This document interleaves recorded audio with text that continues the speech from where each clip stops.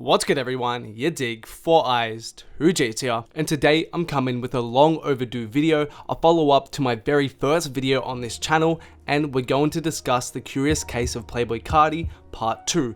Essentially, if you haven't seen these videos before, they're kind of like blank canvases where I discuss everything concerning the artist and kind of where they're at in their overarching career narrative. So let's pick it up with what happened after yadiiiigg and bring it up to speed. Top model, pop bottles, yeah, I think she right there. Gucci cargo with a toggle, pull up in a nightmare. Butterfly, bunkai, got an eye in paradise for the little bitch, she down the right. Top model, pop bottles, yeah, I think she right there. Gucci cargo with a toggle, pull up in a nightmare. So, as we know, Carti basically doesn't use social media at all and rarely does interviews. As a result, this means that all the news, pictures, and basically all the auxiliary content around his movement rarely comes from Playboi Carti himself. This mystique of Carti as an artist has been a signature part of his allure to his fan base ever since 2015, and it goes back to the simple age-old adage, people want what they can't have. Part of the reason for all this demand and buzz around Carti is because his fan base gets so little from Carti himself. So this means that you have to actively look and search for this information about Carti because you're not going to get it from Carti himself. And as a result of this cult following, as I referred to it, the quote-unquote Carti community began to form very early on in his musical career. Sure, every pop-in rapper has IG fan pages and communities, but certain artists attract attention from their fan bases on a whole other level, and Carti is one of them. I can't even begin to describe all the Instagram pages and all the Reddit posts that are dedicated to his every move, every leak, every tidbit of information, or are even dedicated to making short little clips to his music or other content similar to this. And post yadiiiigg, this community has exploded thanks to the success the album saw. On every front, yadiiiigg was a success. Commercially, it sold very well, doing 61k first week and going on to be certified gold, and as well as this, it spawned the platinum shooter. Critically, it was well received also, receiving a 7 from Anthony Fantano, as well as praise from more conventional outlets like Pitchfork.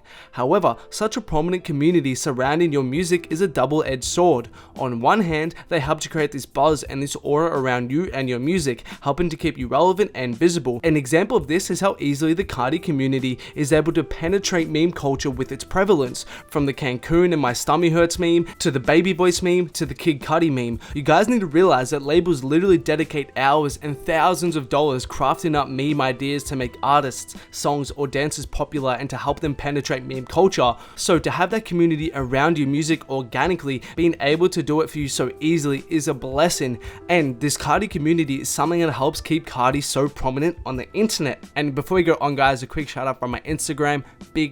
Big shout out goes to my G, Saulo Ramirez, big supporter of the channel, always appreciate you showing love.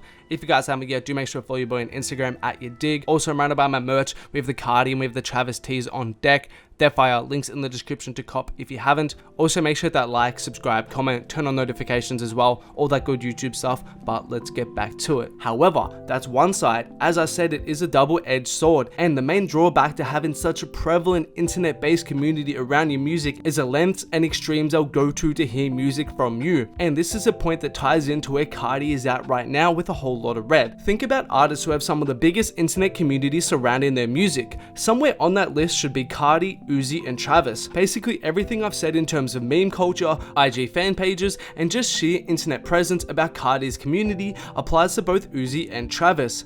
And I do not think it's a coincidence that Uzi, Carti, and Travis are all subject to a massive amount of music leaks, and there is a huge unreleased music trading community around their music. These communities thrive off leakers and hackers who will share unreleased music from artists. I'm not going to do some deep dive into the unreleased music scene because it's not necessary for me to cover that in this video, but put simply, Carti has been a huge victim of this. According to my own collection and count, somewhere in the vicinity of 50 plus tracks have leaked in 2019 alone. Now, the thing to keep in mind here is I'm not saying that these leaks are all necessarily new music. These may be songs from years ago, they may be songs that were never going to be properly released. However, in certain cases, they may be extremely anticipated songs from these artists. And these cases are by far the worst for artists, and something that we've seen Carti be a huge victim of in this era. Songs like Cancun, Asthma, Pop Bottles, Molly, RIP Yams, Red on Red, etc., whilst not 100% confirmed for a Whole Lotta Red,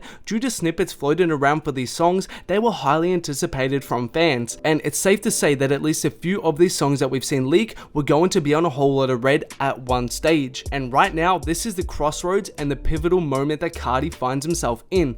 Whole Lotta Red was announced so long ago, and with all the hype on the internet, he's built up quite the pressure on himself to deliver. Not only to deliver to his core audience, but also to deliver a commercially successful project, because right now Carti is bigger than he ever was before. So what that means now with this release comes all this mainstream pressure on him to be relevant, do good first week numbers, have a commercial hit, and all that jazz. And linking this back with the narrative with the leaks, we've seen Carti constantly tease the album's impending release, with him even saying that it was going to drop in 60 days back in July.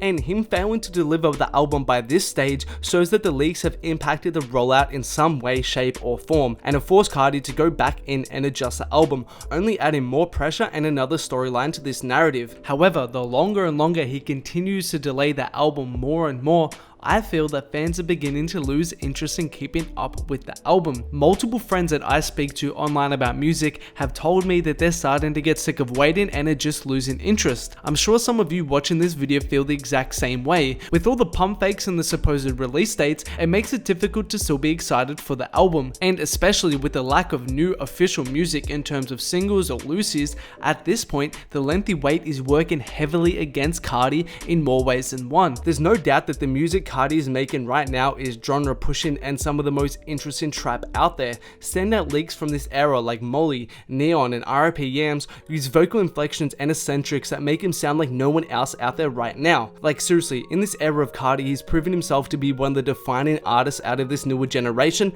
if he wasn't already. However, as I said, now it's a question of how these leaks will impact the album and how these leaks will impact this era, because now it's time to show improve and come with a commercially successful album. And one thing for sure, if we don't get a solid album, if the album's a letdown or the album just isn't as good as the leaks, this means that this era will forever be tainted by the leaking culture surrounding his music, and we will always look back at what could have been or was supposed to happen, but ultimately what didn't happen because of all the leaks that have happened so far.